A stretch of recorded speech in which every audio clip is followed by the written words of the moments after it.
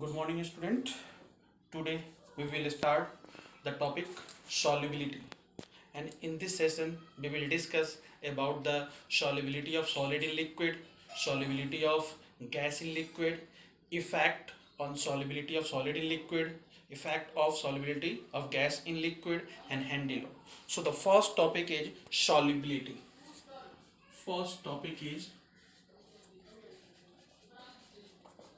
solubility.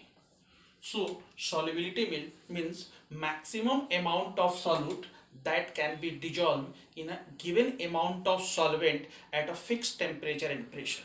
This term is generally known as solubility.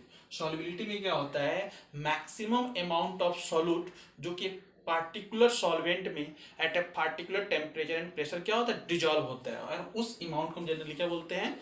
Solubility. And solubility में generally पढ़ेंगे. First one is solubility of solid in liquid, and second solubility of gas in liquid, one by one. So the first topic is solubility of solid in liquid. Solubility of solid in liquid means the maximum amount of solute in gram dissolved in a given amount of solvent at a particular temperature and pressure. Solubility of solid in liquid में generally क्या होता है? Maximum amount of solid in gram होता है जो कि fix solvent में at a particular temperature and pressure क्या होता है? डिजॉल्व होता है. उसको हम जनरली क्या बोलते हैं? Solubility of solid in liquid. And the factors on which solubility of solid in liquid depends.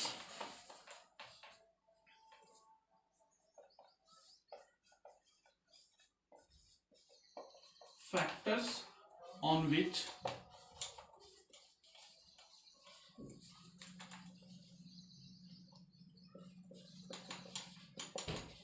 solubility of solid in liquid depends. So some are the factors on which solubility of solid in liquid depend, and the first one is nature of solute and solvent. Second one is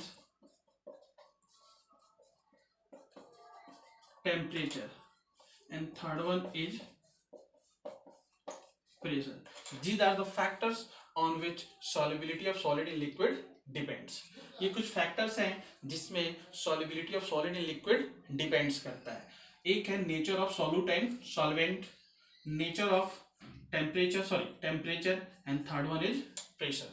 So what is the effect of nature of solute and solvent? So in this effect, polar solute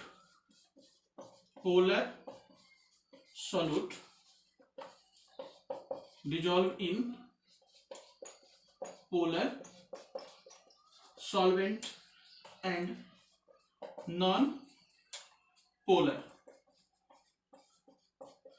solute dissolve in non-polar solvent. इसमें होता क्या है? जो polar होता है polar के अंदर soluble होते हैं, non polar. Polar means NaCl. जो NaCl होगा वो डिजॉल्व किस में होगा? वाटर क्या होता है? पोलर सॉल्वेंट होते हैं. And non polar naphthalene dissolve in non polar solvent like benzene and ether. तो ये इफेक्ट था nature of solute and solvent, जिसमें जनरली में याद करना है कि polar solute soluble in polar solvent and non polar solute soluble in non polar solvent. And the next one is temperature.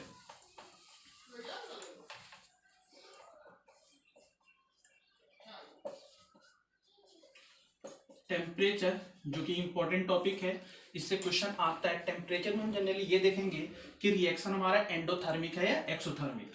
So for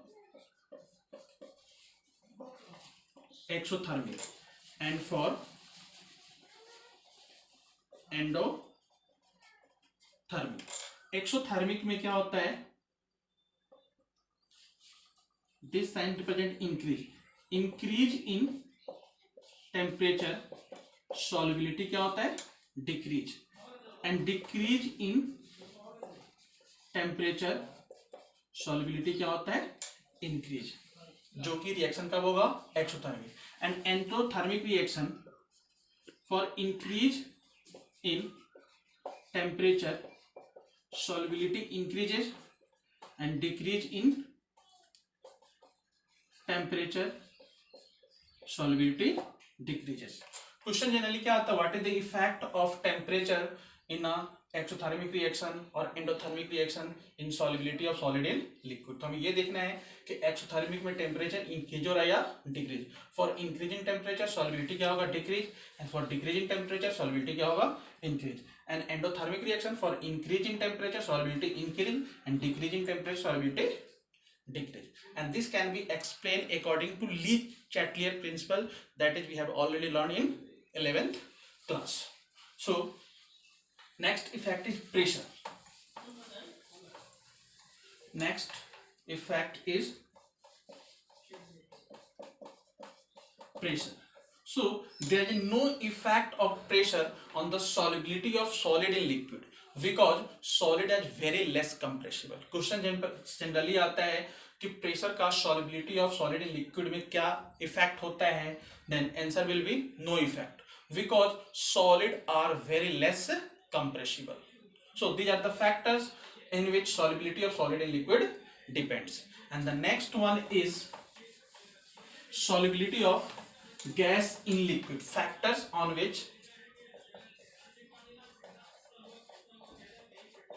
Factors on which solubility of gas in liquid depends. So here generally two factors are mainly, one is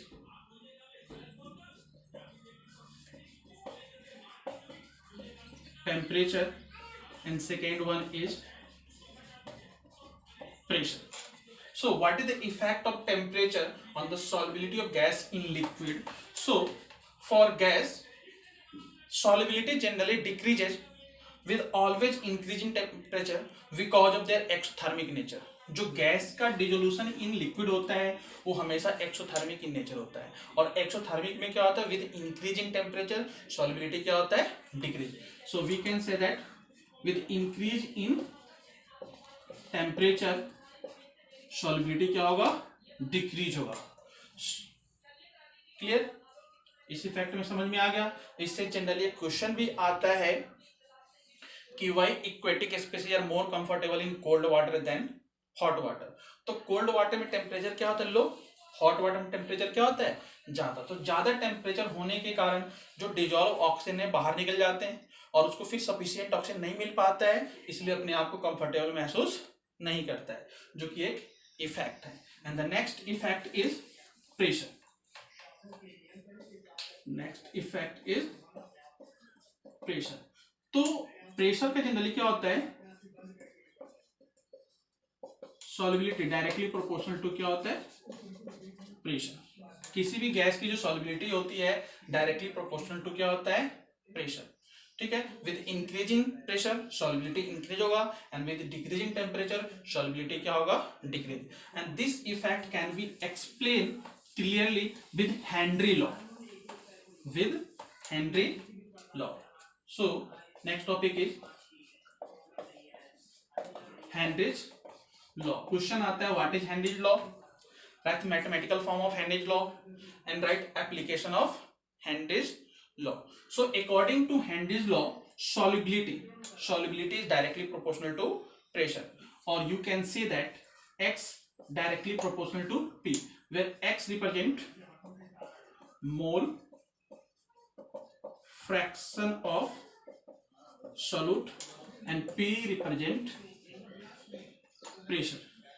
This representation can also be written as P directly proportional to chi and P equal to KH chi. So this is the mathematical form of Henry's law, where KH is known as Henry constant.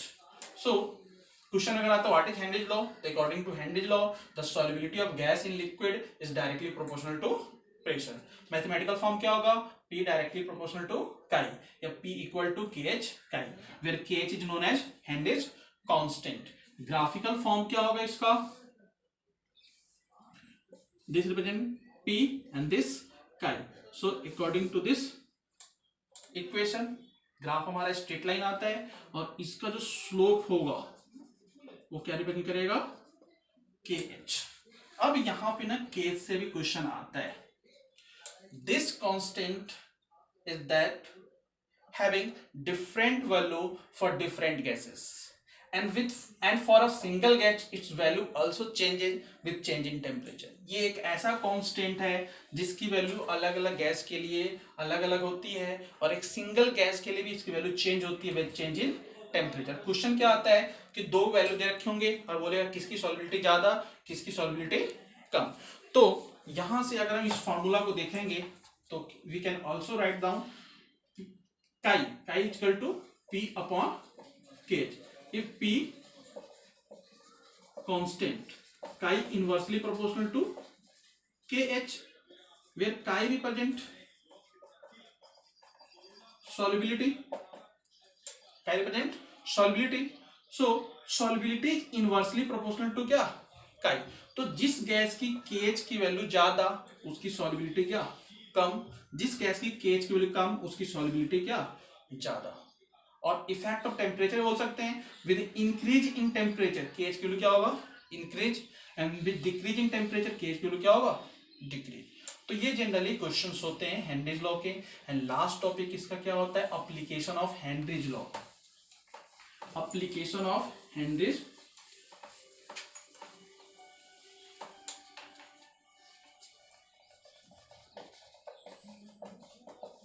Application of Henry's law. तो इसका एक दो तीन application important है. एक तो ये है filling of cold drink at high pressure. जितने भी सॉफ्ट ड्रिंक्स होते हैं हाईली सील्ड होते हैं to dissolve more and more CO2. जो कोल्ड ड्रिंक्स होते हैं उसके अंदर CO2 प्रेजेंट होता है और उसको हाईली सील्ड किया जाता है क्योंकि उसके अंदर जो डिजॉल्व ऑक्सीजन की अमाउंट हो वो क्या हो, ज्यादा हो. दूसरा एप्लीकेशन क्या होता है, mountaineers carry artificial breathing kit because with increase in height atmospheric pressure decreases and due to decrease in atmospheric pressure dissolved oxygen also decreases and due to which the person suffer unconsciousness, paralyzed, and so to minimize these effects generally artificial breathing kits are used. So these are the application of Henry law. एक तो application हो गया कि जितने भी soft drinks होते हैं वो सारे के सारे हाईली सील्ड होते हैं. सील्ड क्यों होते हैं, क्योंकि हाई सील्ड होगा प्रेशर ज्यादा होगा डिजॉल्व ऑक्सीजन क्या होंगे ज्यादा. दूसरा क्या होता है कि जो माउंटेनर्स होते हैं अपने साथ आर्टिफिशियल ब्रीथिंग किट लेके जाते हैं. क्यों, क्योंकि हाइट के साथ एटमॉस्फेरिक प्रेशर कम होता है और एटमॉस्फेरिक प्रेशर कम होने के कारण जो बाहर से हमें ऑक्सीजन मिल रहा है वो भी क्या होगा, कम. और ऑक्सीजन कम होने के कारण जो हमारे बॉडी में ऑक्सीजन की सप्लाई क्या होगी, कम, जिसके कारण वो पर्सन क्या होगा, अनकॉन्शियस होगा, पैरालाइज्ड हो जाएगा, हेडेक वगैरह हो जाएगा. जिस डिजीज को हम जनरली क्या बोलते हैं, एनॉक्सिया. क्या बोलते हैं, एनॉक्सिया. तो एनॉक्सिया को मिनिमाइज करने के लिए हम जनरली क्या करते हैं, आर्टिफिशियल ब्रीथिंग किट जाते हैं. So for today class enough. We will meet in the next class with the next topic. And for today